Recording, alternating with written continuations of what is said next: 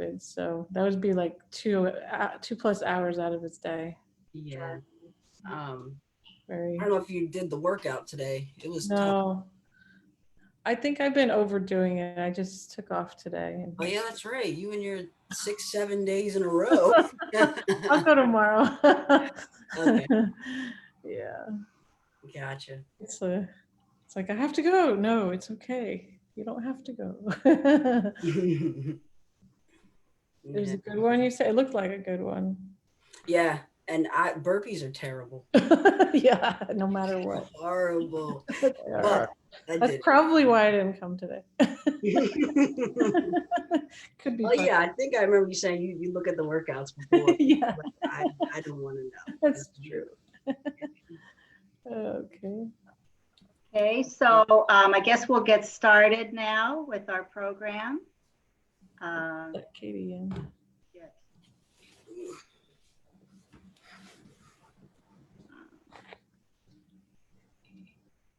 So good evening. My name is Barbara Dickinson. I'm the Executive Director of the Friends of Hamley Regional Library, and it's my pleasure to welcome you to this evening's program, Financial Literacy Workshop. This is a series. This is part 1 this evening, and we have part 2 coming up on March the 16th. Tonight's program is titled How Money Works. And the Friends I want to tell you a little bit about, they've been around since 1977 to support the Hamley Library then, now the Hamley Regional Library System. The Friends support the library through raising funds, through getting grants for libraries, programs, and materials. And the Friends have always been involved with bringing free programs to the public. The Friends want to bring programs that bring connections to our public that inform as well as entertain, and maybe keep that curiosity alive and encourage the people who watch our programs and come to the libraries to continue coming and find books or DVDs or databases about programs that they've seen, like financial literacy. I want to tell you a little bit before we go to the presenter. Tonight's program, Mary will be doing the speaking, and we encourage you, if you have questions, put them in the chat box, either through Facebook or through the Zoom, and then we'll get back to that at the end of the program after Mary has finished her formal presentation. I also want to let you know that the opinions expressed in this program are for general information purposes only. They're not intended to provide specific advice or recommendations. It's only intended to provide education about personal finances. So now, while we're here, I want to introduce you to our presenter this evening, Ms. Mary Butler. She has a master's degree in counseling and college student personnel. Her experiences cover career services, academic coaching, and student development. She's currently an academic retention specialist at Shepherd University in that nearby lovely town of Shepherdstown, West Virginia. So my pleasure to introduce Mary Butler. Thank you, Barbara, for that introduction. And again, welcome everybody to this presentation. In addition to all those things that you said about me, I'm also a licensed representative of Primerica, a Middle America financial services company. And I'm also licensed through the Virginia State Corporation Commission. So again, this information is purely educational. My background is in education, and I love to educate. And I feel this information should be out there to the public. And this company believes that the foundation of knowledge in finances can help anybody achieve their financial goals. So I'm going to go ahead and share my screen with you all. All right.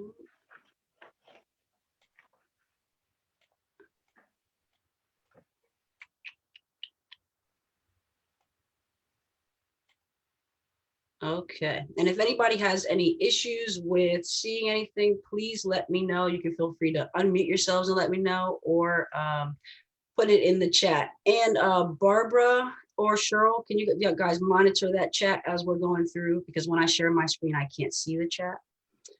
So as Barbara said, this is how money works. It is a common misunderstanding that average, ordinary folks can't become financially independent, and that is far from the truth. So today, when I was doing some research on my own, I found that there are some statistics out there about financial literacy. This 2020 Consumer Financial Literacy Survey from the National Foundation of Credit Counseling, they found that, let's see, they found that over half of US adults, so 57%, continue to give themselves a grade of A or B on their knowledge of personal finance. And nearly 9 in 10 say that they are very or somewhat confident that they have made the right choice during their last big financial decision, such as like picking a credit card, buying a car, or financing their mortgage. And they say that at the same time, however, 1 in 10, so 13%, admit that they are not very or not at all confident, which seems to be rising ever since 2017. So in 2017, it was 8%, 2018, it was 10%, and 2019, it was 12%. So more and more people are starting to feel less confident in their financial choices. So with that first step being knowledge, good for you for taking the time tonight to come and sit in on this presentation. So as I'm talking, you can get out of debt, you can build savings, and you can get on a path to financial independence. All right, as long as you just take the time to learn these few simple steps and put them into action. So the first step, take control. Find out what you can control, which we will be talking about. And I actually have an activity that we're going to do together to kind of get us into some thinking about our personal finances and how we feel about them. So in the chat, I'm going to provide a link for us to do this activity.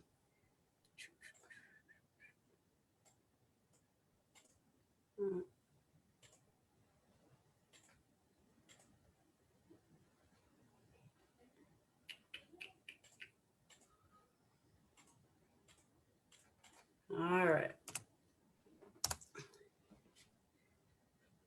And unfortunately, if you are on an iPad or your like iPhone, this you'll have to download the Mural app.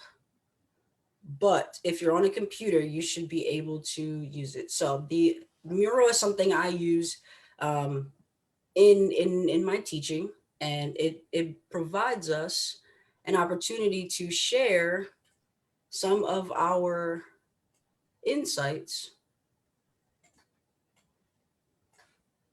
about what we're going to talk about. So if you guys are accessing that, you should be able to see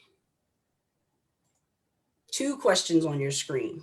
What are some challenges you face, and what is stopping you from reaching your financial goals? And I'm going to put this on anonymous. So feel free to share what you think. What are some challenges you face, and what is stopping you from reaching your financial goals?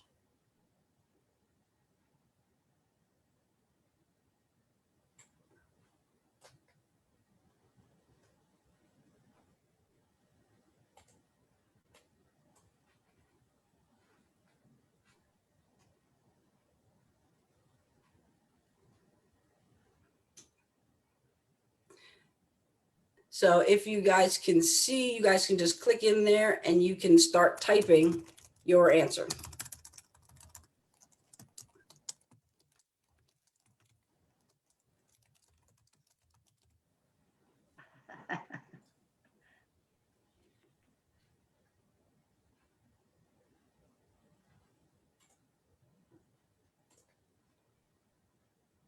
And of course, feel free to use the chat too, if that works better for some people.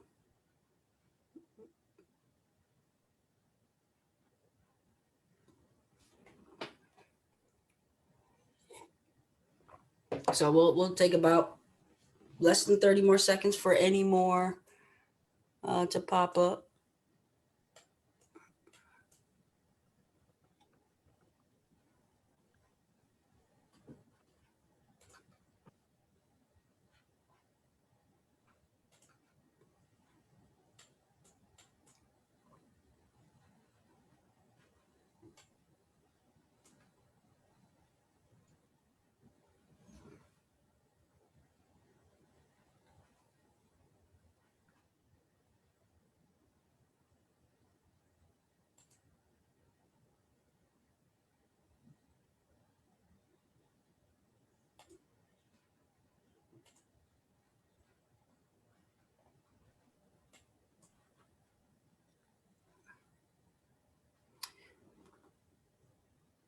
Okay, there we go.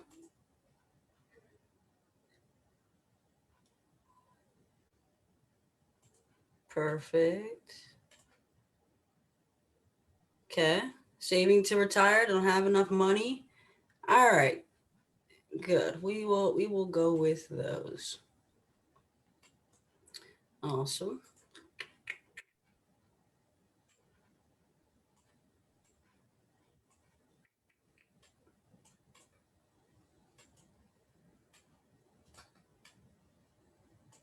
Okay. Mary, can you hear me? Yes, I can hear you. So we had a couple questions in the chat room about dealing with wanting to buy a newer car and also having college debt. And then another person was still found lots of things they wanted to add to their house, spending some of their income on things in their home. Okay, gotcha. So I heard debt, student loans, housing renovations, Buying a newer vehicle. buying new vehicle. Okay. And are those things, would you say those were questions or just like things people put in the They were questions. Somebody wanted to know how do they balance paying off debt and getting a new car with a newer job? So it was sort of how to prioritize two big expenditure costs. I guess. Okay. All right. The other one was, yeah, just prioritizing what to Perfect. spend your money on in general. Gotcha. So as we go throughout the presentation, I'm pretty sure I'll answer that, but if not, we'll come back to it at the Good. end. Thank you for that. All right. So getting back to it, take control. So some of the things we said, saving for retirement. I don't have enough money. So here is what you can control. Paying yourself first, adjusting your priorities, changing your thinking, adjusting your lifestyle. So now we're starting to get into some of those things of, buying a new car, housing, priorities, earning additional income, avoiding the credit trap, and setting goals and having a plan. So these are all things you can control. Now, another slide on this, some things you can't control. This list here, you can read it. Some of the ones I want to point out are taxes. We cannot control taxes. We can't control inflation. We can't control the rising costs. And I'm sure if we could, we would have kept gas at that $1.29 we had back in like last spring. Believe me, I loved it. I'll spend like $20 to fill up my tank when it usually takes me like 40. So some other things you can control, again, other sources of income, thinking about getting a part-time job, or maximizing your savings and saving more. So these are things you can control and cannot control. And our first step is to take control. Now, paying yourself first. This is probably the single most important concept in this presentation. Here's the problem. At the end of the month, most people don't have anything left to save. Here's a solution. At the first of the month, before you pay anyone else, write a check to yourself for at least 10% of your income that month. Ideally, in that case, I have money that goes into 3 different accounts right away. So I have money where I'm saving, I pay my rent, and then I pay my other expenses. So right away, before I ever touch my money, it's going to where I need it to be. So let's do a small little example here. So let's say annually you make about $40,000. Okay. And you've worked for about 5 years.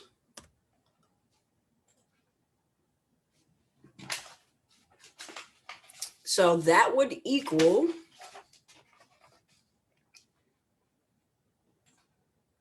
$200,000 in the amount you earned in that 5 years, hypothetically. Then, if you're saving 10% every month of your income, you're saving roughly about $300 a month. Because if you break that $40,000 down, you're going to get about $3,000 a month. 10% of that is 300. And then that 300 times your 5 years or 60 months, you're looking at about 18K in savings. So that ends up being about 9% of your $200,000 in savings. Okay, so if we're thinking about 10% being our goal, we're pretty close. So that is how you can kind of think about your own savings and being like, wow, this is how much I make annually. I've been working for this many years. Get your total. And then that's the amount of your personal savings. Once you break that down by month and then divide that and see what percentage are you saving. All right. So change your mindset on this. So remember, at the end of the month, people have nothing to save. Flip that around. And as soon as you get paid, pay yourself first. That's savings. All right.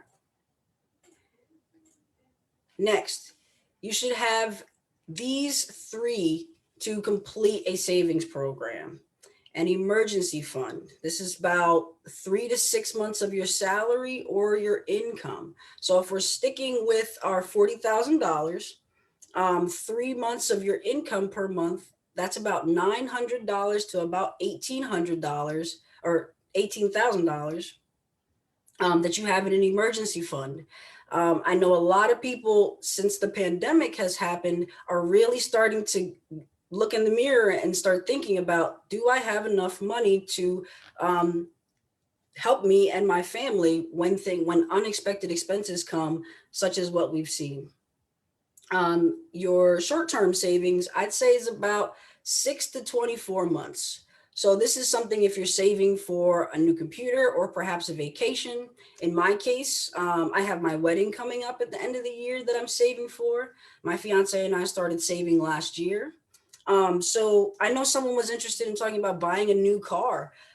This is where this money should come from. So when we're talking about balancing, also need there too. If you need your car to get to your job, that might make it more of a priority. But if you have enough money to afford it outside of your emergency fund and outside of this long-term savings investments account, then you can start to say, okay, I know I'm going to be okay if there's an unexpected expense, and I'm okay saving in my long term. I think I can get this car.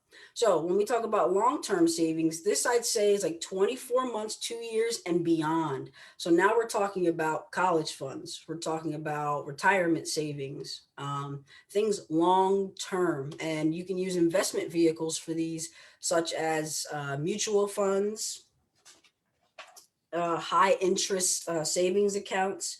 So those three make up a complete savings program. Next, you want to use time and consistency. So today, like I said before, good job for you for wanting to come to this presentation and learn more about personal finance. Using time and consistency along with rate of return is a powerful key in achieving financial security. So here's what I mean. Imagine if your parents made a one-time $1,000 investment at your birth and with a 9% rate of return. If you never put any more money into that account, this is how much that blue bar, how much you would be able to take out at age 67. So as you can see, using time and consistency, at age 67, you could take out over $400,000. If they would have put that $1,000 investment in at age 16, you see how much, and at age 40, you see. So time definitely matters. Another example of this is, let's say your goal for retirement is $500,000. You want $500,000 at retirement. If you start saving at age 25, all you have to save is $89. And this is assuming that we're still at that hypothetical 9% rate of return. At age 35, you're going to have to save nearly 2 times as more to get to your goal. Age 45, you can see 7 times more. Age 55, more than 21 times more. So when you're young, you can save small amounts and still end up with thousands of dollars. But if you wait, you have to save so much more. And if you're anything like me, I can't afford the high cost of waiting. Again, the sooner you begin to save, the greater the potential growth on your investments. Again, this one illustrates $100 a month at a 9% return. And you see how much money you could be using by waiting to invest. All right. Now we're going to talk about compounding interest. So when we talk about that 9%, we're talking about compounding interest. So if you do a $20 a month investment, and that 9% is added to that, that's about 1.8. So that 1.8 would be then added to the 20. So then you're looking at 21.8.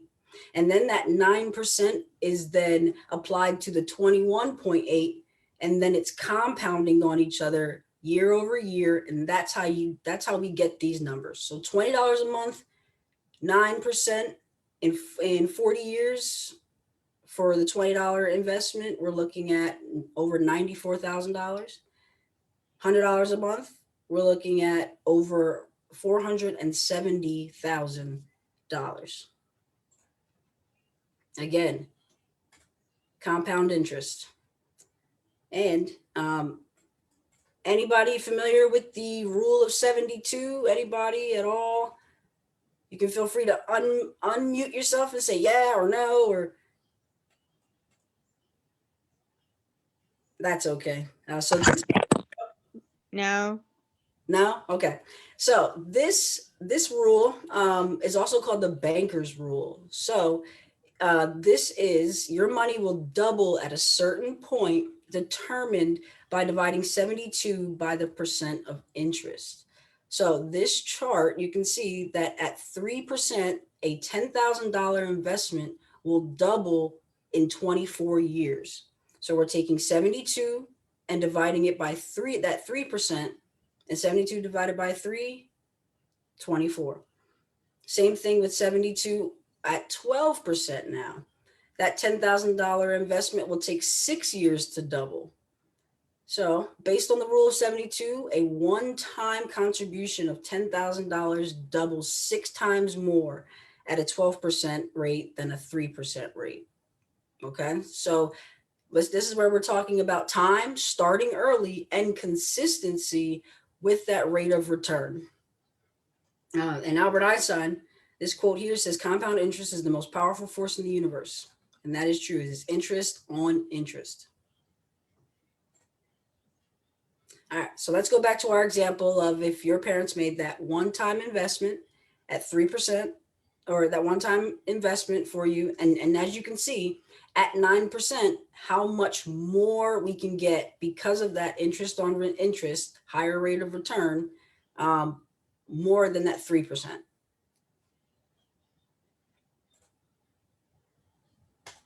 Now, paying off debt. This is probably one of the biggest threats to our financial security. I know someone had a question about debt or had something to say about student loans and things like that.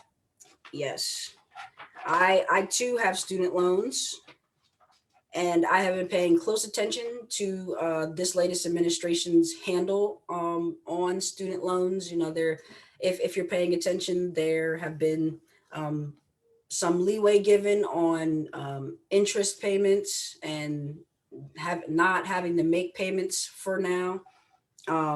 The administration are also working on policies and things like that regarding student debt. But this is very common in American households that everybody has debt.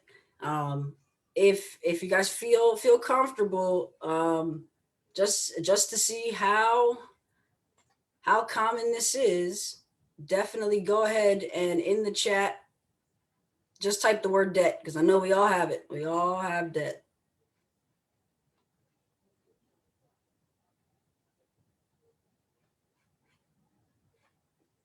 So considering how common it is, let's talk about how we tackle it.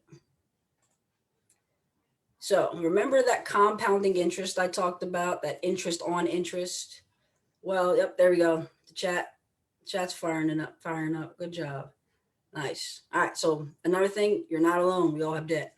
So that compounding interest. Remember how Einstein said it's one of the most powerful forces around? Yes. When you are investing, it works for you. But when you have debt, especially credit card debt, it does not work for you. It works against you and just as powerful. So with this example, imagine if you made a $3,000 purchase.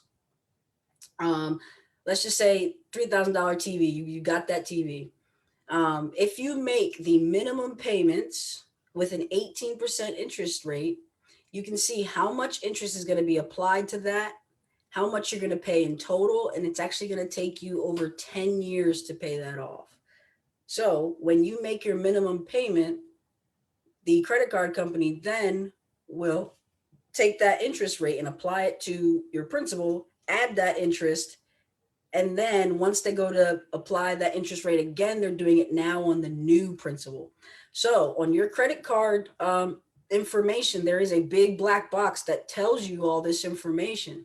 They have to print that on there now. So knowing this stuff can really help you. Number one, pick a good credit card if you need one, and to know how much you're paying. Also, fees associated with that. So let's talk about how we get out of debt. So how do we eat 1,000 pizzas? The answer is actually simple: one bite at a time. And the same concept works with paying off your debt. So if you have credit card debt, car debt, a mortgage, student loans, this is how you can apply something called debt stacking to paying off your debt. So in our first column here, you see that this scenario has a retail credit card, a regular credit card, a car loan, another credit card, and a mortgage, totaling $2,720 a month. Okay, so this concept is you are still going to make your payments to each and every debt that you have. But once you pay off your first one, this first retail card, once you pay that first one off, you can then apply that same amount to your next card. Then you end up making a $573 payment on this card, paying it off faster. You're still paying that $2,720 every month. But now, as you see, we go down, you're starting to chip away at that debt. So then in the end, you actually end up with $1,293 extra dollars that you can then start putting into more savings and more investing. And this also assumes that you don't accrue any more debts. It definitely would not help if you just keep adding on credit cards. So, and if anybody has any questions about this or anything, definitely let me know. So with debt stacking, you pay it off in 9 years. That's 14 years sooner than if you would not use debt stacking. Okay. So this is going to require you to pull out all your debt, put it together in those categories, and then make a plan for yourself. One of those things that we can control is setting a plan and executing your plan. And of course, being disciplined not to add any more debt. So then again, like I said, when you finish all that, you can put that money towards creating wealth and financial independence. So I know people were asking about like balancing some of their things that they wanted to pay for. Let's see. Yep, debt. We talked about that. Housing renovations, buying a new vehicle. I would say that debt is the biggest thing that's going to hold you back, because if you want to buy a new vehicle, number one, if you have the money set aside outside of your savings accounts that we have, and you can just put that money and buy a new car, good for you. You can do that. But if you're looking to finance and bring on more debt, you start thinking about how much debt do you really have? How much can you afford? How much are you saving? Are you setting yourself up for the long term here too?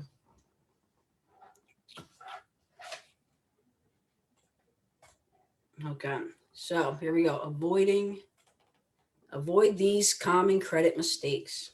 Not valuing your credit, raising credit card limits. So if your credit card comes back to you and says, hey, we are raising your credit by $2,000, this just means that you now have more money that they are going to be able to apply that interest to if you don't pay it off every month. Not monitoring your credit history, not monitoring your credit score, and not knowing your interest rates and fees. So know these. I think the highest interest rate I've seen so far is like 23, 24% right now. So definitely be aware of these if you have to get one, if you have to get a credit card, be aware of these. Awesome. And in my experience, annualcreditreport.com gives you access to all three of your reports from the credit reporting bureaus. And during COVID until April 2021, you can get a weekly online report. So there's a federal law that requires the credit companies to give you a free report every 12 months, but only if you ask for it. So another thing that if you take nothing from this, know your credit history, know your credit score, know what is on there, so you can be able to fight things that you see maybe like, whoa, this shouldn't be on there, quickly and more efficiently. And you can be contacting the credit bureaus or companies or whoever to keep your finances safe. So definitely, I hope that this gives you confidence to go and seek out this information for yourself. Know what's out there about you. Barbara, how are we doing on the chat? I saw some pop up. Are we still good? We had a question about how to get a credit score for free. Also, is it a good idea? We get these offers to transfer your credit card debt to another credit card and just for the interest rate. Is that something to keep an eye on? In my experience, I have done this. I have transferred a balance to a card that gave you kind of like a promotional offer of 12 months, 0% APR, Visa balance transfer, all of that. I have done that, and I've transferred two amounts onto this card, and between me and my fiance, we ended up paying it off. But that was our plan, because that helped us stop our interest payments on our respective cards, which were at the time 18.75%. We went down to the 0% and was able to pay that off within the promotional time. That's the thing too. If you can't pay it off in that promotional time and you read that fine print, then they're going to start charging you that 24%. So look into it. And that 0% APR does help you, but you have to have a plan and execute that plan. We have someone who uses something called Credit Karma to monitor their credit score. Are you familiar with that? Credit Karma? I am familiar with it. I've heard of it. I have not used it myself. Does it, I guess my question would be, does it give you what you need or what you want? Are you able to see in the past 12 months, everyone that has looked at your credit? If you got a new job, they may look at your credit. When you go to buy a car, every bank that they try to get a loan from, each and every bank looks at your credit. So if you see anything on there that's like, you shouldn't be looking at my credit, then I'd say that Credit Karma is perfect. As long as you can see all three too. Make sure you get all three. if you're, say you're brand new out of college, you got your first job, you haven't really used credit card, is there a good reason to get a credit card to build some kind of credit history? Yes. Because when you go to make purchases, bigger purchases, a car, a home, sometimes even a job, they do want to see some type of credit history. They want to know that you as a borrower are trustworthy. Can we trust you with this amount of money? And that's what a credit history is going to do for you. So I have heard of people, getting a credit card and making a purchase, not a huge purchase, but sometimes appliances, depending. But if you're fresh out of college, I'd say, small purchases. If you're able to maybe pay your rent with a credit card, I would say that would be a good thing to use to then pay that off every month. So then you have credit history and you're building a good reputation with your renter. But I'd say definitely be mindful of paying it off. That too is on your credit history. It shows when you pay late, and it shows how much you pay. So people when they check your credit history, they see that.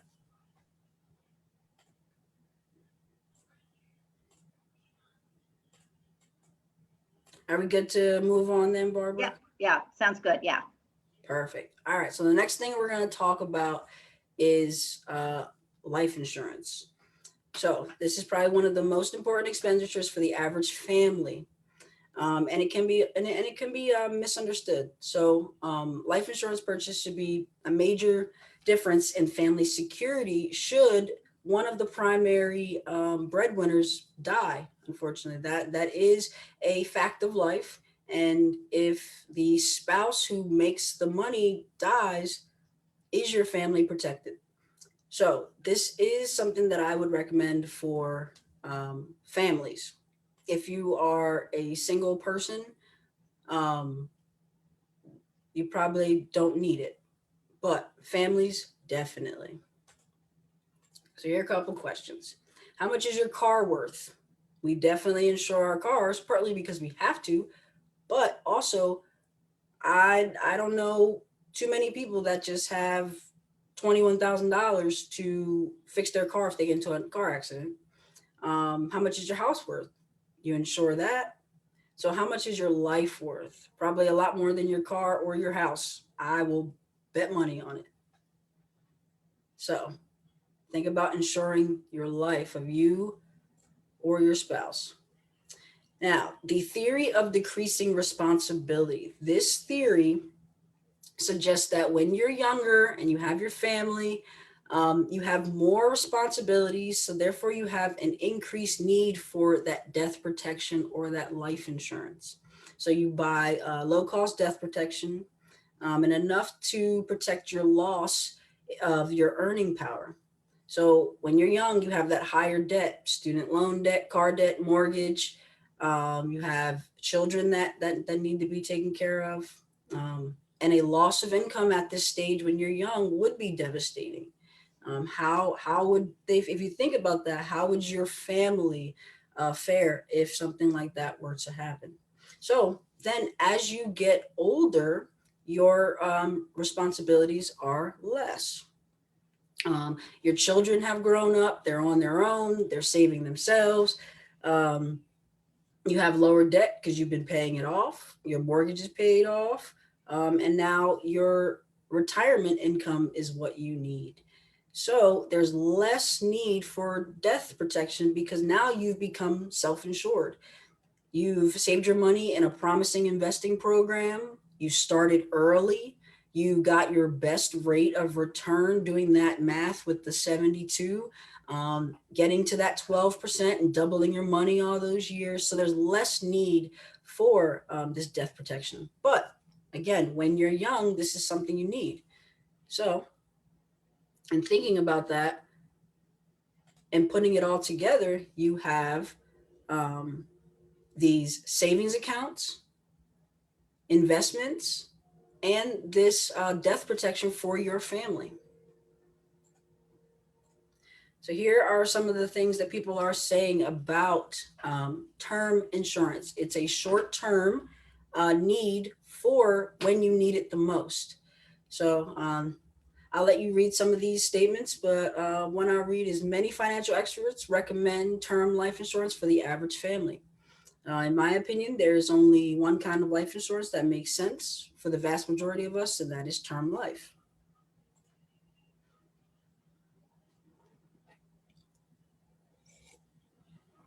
For my young and growing family, this is something that I have. I have applied these principles to my life, and it has made my financial well-being so much better.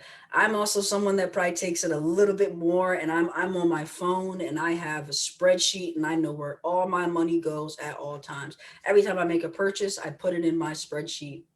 So I know that for me and my fiance, that if anything were to happen to me or her, I'm protected, she's protected. And that's something that we came together to think about.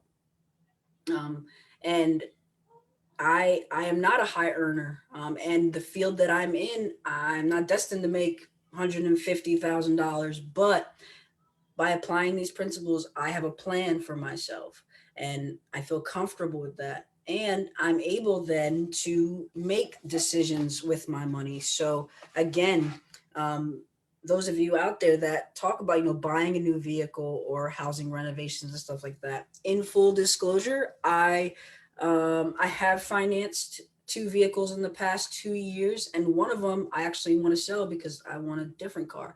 But I know that because I have a plan for my finances, I know that in after my wedding and probably like middle of next year, I plan to sell that vehicle and then get a new one. So you can do this. You definitely can. Okay, so another philosophy of Primerica is never buy any kind of cash value or whole life insurance, including universal life. Never buy life insurance as an investment because you don't always know where your premium is going. And never buy life insurance policy that pays dividends. Okay, and then this is just a visual compared to Primerica term insurance and then the industry average insurance. Okay, as you can see that it's about $3 per every $1,000 of protection. And then you see how much the face amount or the death protection would come out to be should there be a loss of the primary breadwinner or your earning power is lost. Okay, so we're at about 8:15 now. This is the end of my presentation, but I would be more than happy to continue this conversation. I'm going to stop sharing my screen.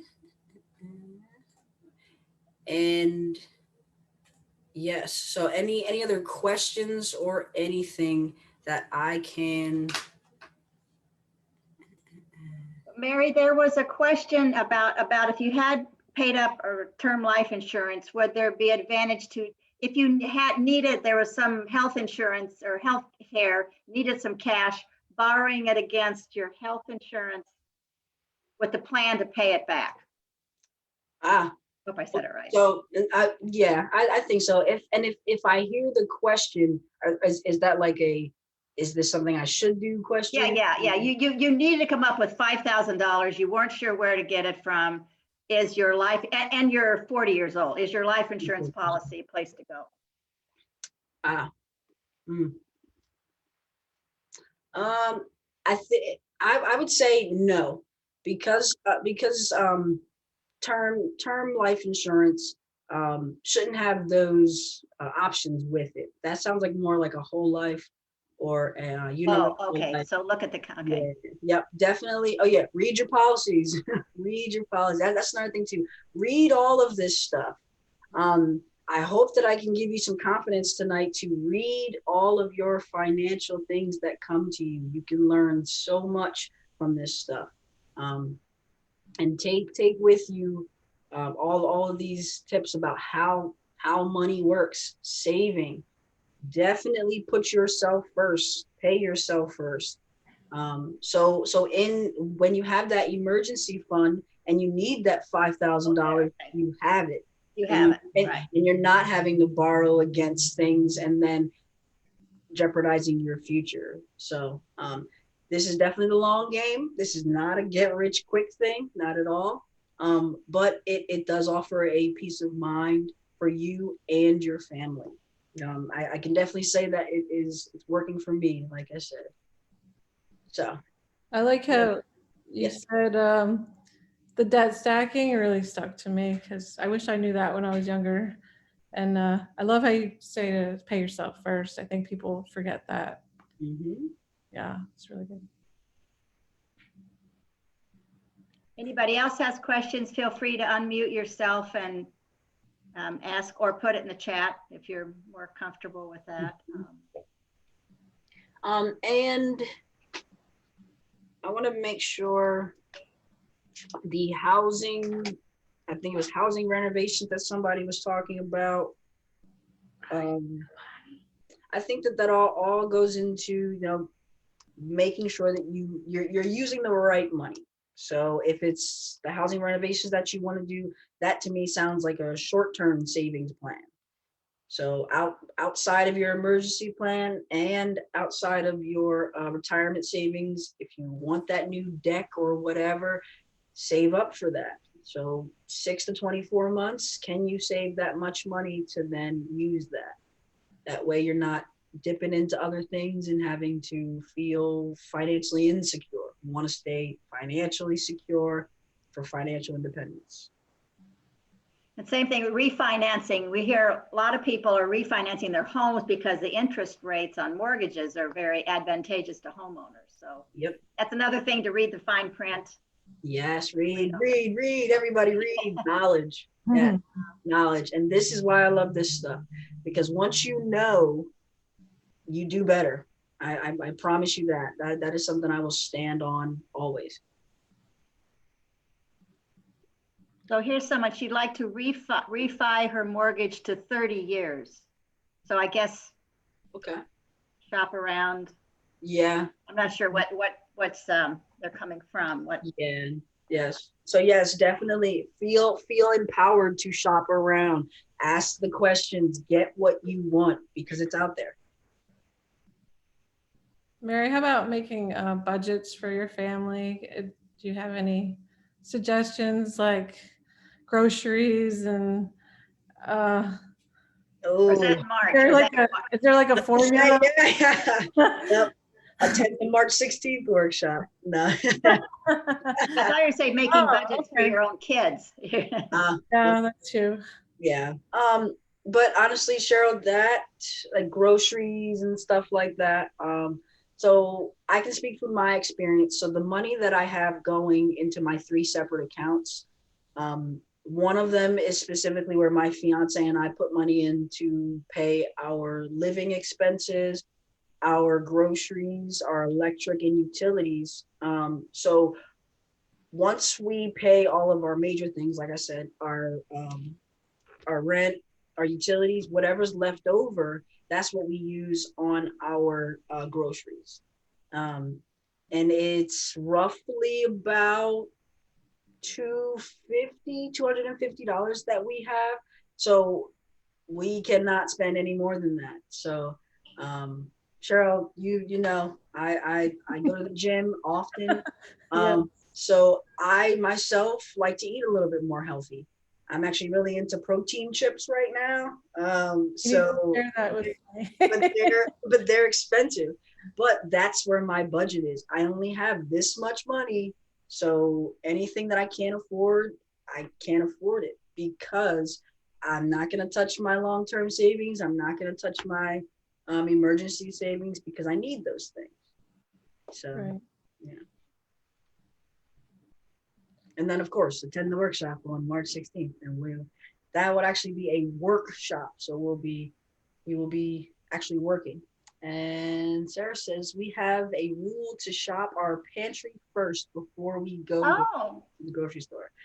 Ah, I like that. good idea. Yes. I found things at the last snow day that we truly had here in my freezer. I had forgotten. I had a lot of little sausage links and chicken patties. I went, oh my gosh. So See? Yeah. thank you, Sarah, for the reminder. Yes. So Mary, should there be any pre-planning for the March? Program that we should Yes. provide? Okay, So, we can talk about that off screen too. okay. But anybody here that wants to attend that workshop, try to have some knowledge of your finances. So how much debt do you have? And what do you spend your money on? Is it that you're a Starbucks lover and that's where all your money's going? So kind of have some knowledge around that stuff. And that's the biggest part of this knowledge. Know about your money. Okay, good. Thank you. Thank you. And I will put in the chat my email address. And I am happy to kind of run through some of these things. And it's not just finances as you see tonight. We're talking about protein chips now. So Yeah, it's I'll not email just you. about finances. All of that goes into it. I think at the bottom line, all of us have some play with money in our lives. So.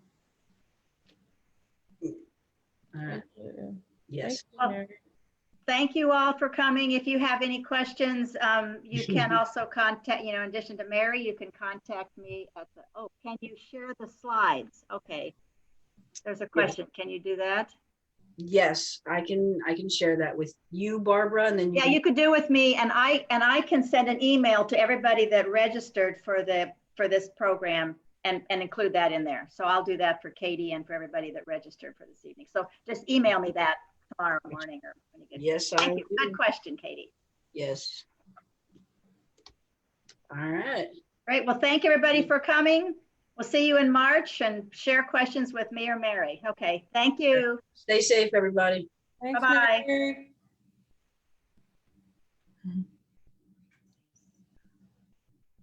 Recording.